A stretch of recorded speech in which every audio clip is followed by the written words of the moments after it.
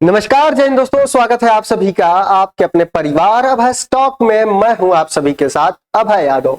साथियों, एक बार फिर से हमारा पड़ोसी पाकिस्तान चर्चा में आ गया है। चर्चा का विषय क्या है? कुछ दिन पहले हमने वीडियो बनाया था कि पाकिस्तान जो है वहां पर तख्ता पलट कानूनी रूप से किया जा रहा है।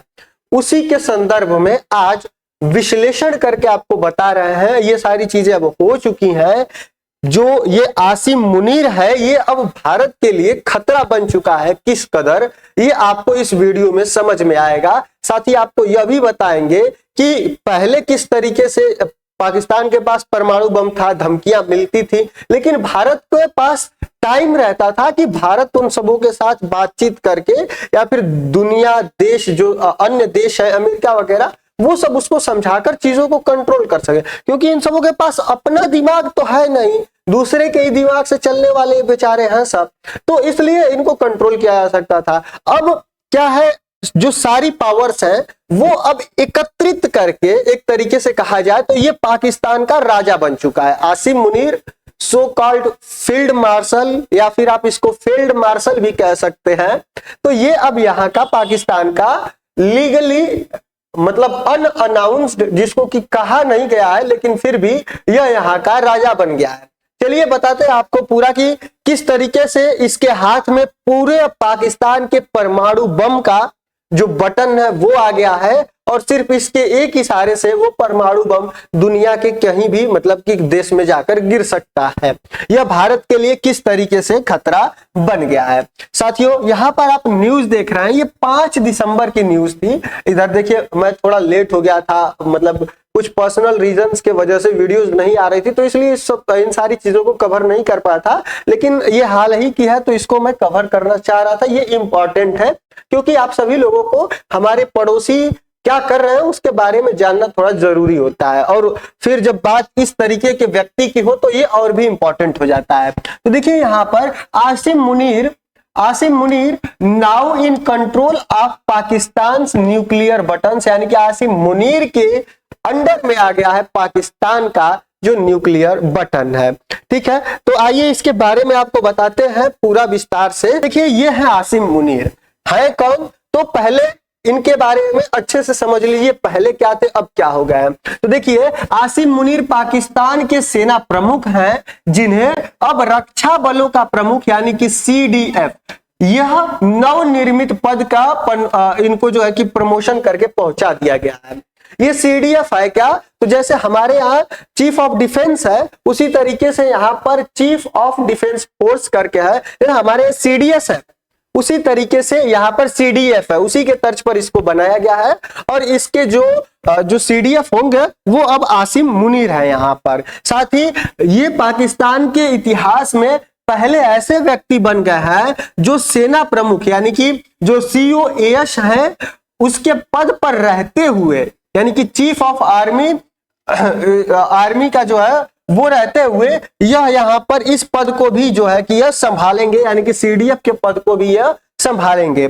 साथियों, यह कदम बड़े संवैधानिक बदलावों के माध्यम से उठाया गया है, जो दशकों में पाकिस्तान की सैन्य कमान के सबसे बड़े पुनर्गठन का संकेत है। यानी कि भारत से लात खाने के बाद इनको जब होश आया तो समझ में आया कि हमारे सेना जो तीनों सेना है उनके बीच में कोऑर्डिनेशन की कमी है, और उसको कंप्लीट करने के लिए भारत के CDS के तर्ज पर ही यहाँ पर CDF की पोस्ट लेकर आई गई, और उसका CDF का पद दिया गया किसको? तो आसिम मुनीर को। ठीक है, आइए आगे बढ़ते हैं। अब साथियों बात करें कि इसमें बदला क्या है, क्या बदला है, जो नया संवैधानिक यहाँ पर चेंज हुआ है, जो नया ढांचा बना है उसमें क्या क्या चेंजेस हुए हैं। तो देखिए, यहाँ पर creation of chief of defence forces CDF यहाँ पर क्रिएट किया गया है एक पद।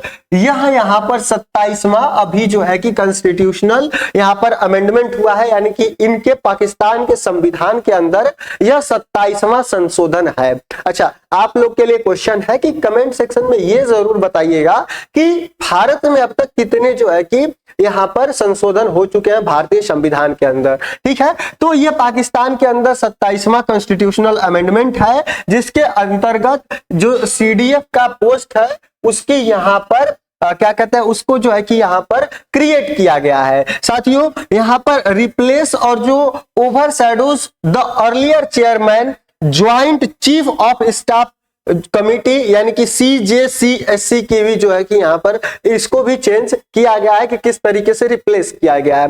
ठीक है साथियों, यहाँ पर जो डायरेक्ट अथॉरिटी दी गई है आर्मी की, नेवी की और एयरफोर्स की, वो किसको दी गई है? तो वो अब एक सिंगल आदमी को दे दी गई है, एक सिंगल कमांडर के हाथ में इसको दे दिया गया है और वो व्यक्ति है आसिम मुनीर। इनको जो है कि यह सौंप दिया गया है। अब साथियों बात करें कि परमाणु हथियार के नियंत्रण, जो कि भारत के लिए, भारत के साथ साथ अन्य पड़ोसी देश और जो भी अन्य देश है दुनिया के, उनको लिए जो है कि यह खतरा बन गया है। तो इसको समझिए कि क्या है, किस तरीके से इसके कंट्रोल में जो है कि चेंज यहां पर आया है। तो देखिए CDF के रूप में मुनीर अब राष्ट्रीय सामरिक कमान यानी कि जो यहाँ की राष्ट्रीय सामरिक कमान थी, जो कि इस पहले, इनसे पहले जो न्यूक्लियर पावर की या न्यूक्लियर बॉम्ब की देखरेख करती थी या उसको किस तरीके से ऑपरेट करना है, कहां फोड़ना है, क्या करना है, जिसके अंडर में था, अब उसकी भी कमान यही जो है कि संभालेंगे, जो पाकिस्तान के परमाणु शस्त्रागार का प्रबंधन करती है, अब वो भी इनके अंडर में ही आ गई है। वहीं परमाणु बटन प्रभावी रूप से अब मात्र और मात्र एक व्यक्ति के नियंत्रण में इससे जो है कि आ जाता है। साथियों बात करें कि इसका कार्यकाल और प्रतिरक्षा की, तो देखिए संशोधन मुनीर को 5 साल का नया कार्यकाल देता है, यानी कि इस संशोधन से आसिम मुनीर को अगले 5 सालों के लिए कार्यकाल मिल गया है, लेकिन इसको जो है कि इसको आगे भी यहां पर बढ़ाया जा सकता है संशोधन करके।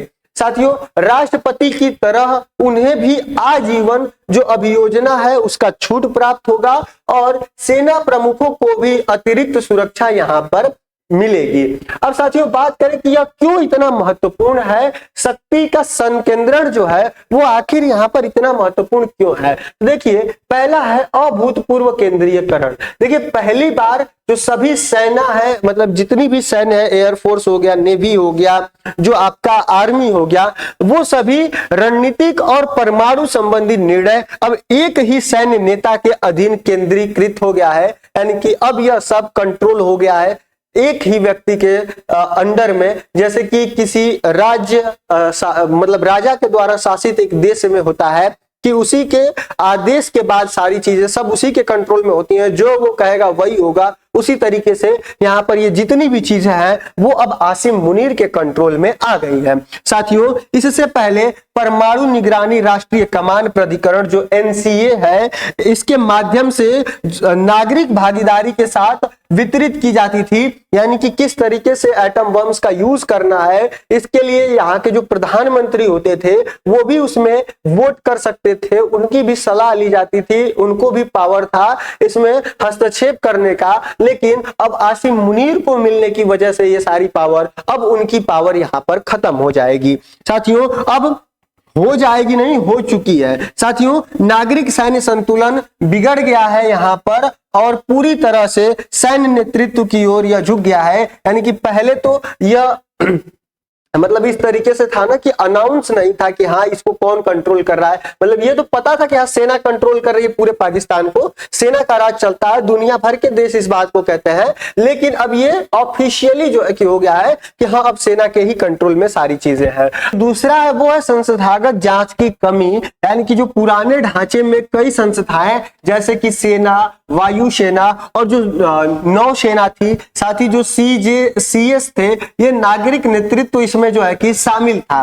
लेकिन अब ये यहाँ पर नहीं होगा, ये जांच अब हाशिए पर है या फिर यह कहा जाए कि यह समाप्त ही कर दी गई है। साथियों अब निर्णय लेने की प्रक्रिया जो है वो यहाँ पर तेज हो गई है, लेकिन जोखिम ज्यादा है, खासकर परमाणु प्रतिक्रिया के मामले में। यानी कि अब जो परमाणु प्रतिक्रिया होगी उसके मामले में पहले ये सारे लोग मिलकर जो है कि निर्णय लेते थे, लेकिन अब यह समाप्ति हो गई है, क्योंकि सारा चीज तो एटलीस्ट मतलब इन द लास्ट जो जिसके कंट्रोल में है या फिर जिसके आदेश से होगा वो तो आसिम मुनीर ही है। तो कुल मिला जुलाकर चलने वाला सिर्फ और सिर्फ आसिम मुनीर का ही है। साथियों अब बात करें कि पाकिस्तान के शासन पर इसका क्या प्रभाव होगा, तो देखिए सैन्य प्रभुत्व का यहाँ पर उदय होगा, यानी कि विश्लेषक इसे संवैधानिक तख्ता पलट पहले से ही कह रहे हैं कि यह संवैधानिक तख्ता पलट है, यानी कि संविधान का ही यूज करके यहाँ पर तख्ता पलट कर दिया गया है। अब जो अन्य जगह है वहां पर सेना का हस्तक्षेप यहाँ पर बढ़ जाएगा। वही संभावित सत्तावादी का बहाव यानी कि केंद्रीयकरण, कानूनी प्रतिरक्षा और विस्तारित कार्यकाल निम्नलिखित स्थितियों में पैदा कर सकते हैं, जैसे कि प्रतिबंधित राजनीतिक स्थान, यहाँ पर असहमति का दमन होगा और शासन में सैन्य भागीदारी यहाँ पर बढ़ जाएगी। ठीक है, अब बात करें जो आंतरिक राजनीतिक परिणामों की, तो देखिए राजनीतिक दलों का प्रभाव यहाँ पर कम हो जाएगा। जो न्यायपालिका है, जो वहां की जुडिशरी है, उसकी भी शक्तियां यहाँ पर कम की जाएंगी, कि मतलब कम हो ही गई है कि कैसे जजों का नियुक्ति करनी है, कौन सा जज कहाँ होगा, इस सारी अब इसी के कंट्रोल में आ जाएंगी। वहीं घरेलू मामले पर जो सैन्य प्रभाव है वो और ये भी यहाँ पर बढ़ने की उम्मीद है। अब साथियों बात करें क्षेत्रीय और वैश्विक सुरक्षा निहितार्थों की, तो देखिए पाकिस्तान का जो परमाणु शस्त्रागार है, आगे मतलब पाकिस्तान के पास लगभग 170 से अधिक जो है वो यहाँ पर परमाणु बम उसके पास है, जो सामरिक हथियार सहित हैं, और यह एक ही कमान के अधीन है, यानी कि अब यह सिर्फ और सिर्फ आसिम मुनीर के अधीन आते हैं। वहीं भारत के साथ संकट की स्थिति में परामर्श कम होने के कारण तनाव तेजी से बढ़ने का यहाँ पर खतरा हो जाता है और राजनयिक हस्तक्षेप का समय यहाँ पर कम हो सकता है। यानी कि सोचिए अगर भारत और पाकिस्तान के बीच में स्थिति गड़बड़ होती है कोई भी, तो वहां पर टाइम मिलता था, क्योंकि यह कई लोगों के थ्रू होकर गुजरता था।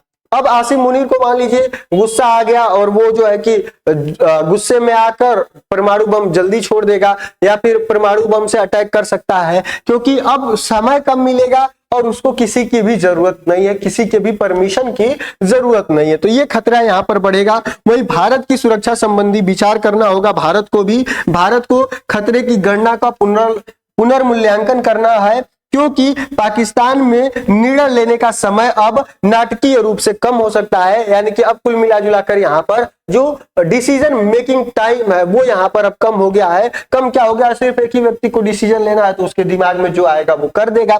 साथियों वही सामरिक परमाणु हथियारों की तैनाती ज्यादा आक्रामक तरीके से की जा सकती है और सीमा पर घटनाएं तेजी से यहाँ पर बढ़ सकती हैं। अब अंतर्राष्ट्रीय चिंताओं के विषय में देखें तो देखिए जो वैश्विक शक्तियां हैं वो अब नजर रखेंगी कि पाकिस्तान के परमाणु सुरक्षा पर गलत आकलन के जोखिम का और नागरिक संस्थाओं की स्थिरता का, साथ ही विदेश नीति पर सेना का जो प्रभाव होगा वो अब जो अन्य देश है, जो भी वैश्विक शक्तियां हैं वो अब इस पर जो है कि नजर रखेंगे। कुल मिला जुलाकर बात यह है कि ये सारे लोग जो है वो अब कंट्रोल में आ गए हैं आसिम मुनीर के। पाकिस्तान की जितनी भी पार्टियां हैं अब उनका कोई भी मतलब नहीं है। ठीक है, आप लोगों की इस पर अपनी क्या राय है कमेंट सेक्शन में जरूर बताइए। अगर चैनल पर नया है तो सब्सक्राइब करिएगा, अन्य दोस्तों के साथ शेयर करिएगा। बाकी अगर हमारे लिए कोई सुझाव हो तो उसको जरूर दीजिएगा। आप सभी का वीडियो में लास्ट तक बने रहने के लिए बहुत बहुत धन्यवाद। बाकी हम मिलते हैं अगली वीडियो में किसी नए टॉपिक के साथ, तब तक के लिए जय हिंद जय भारत।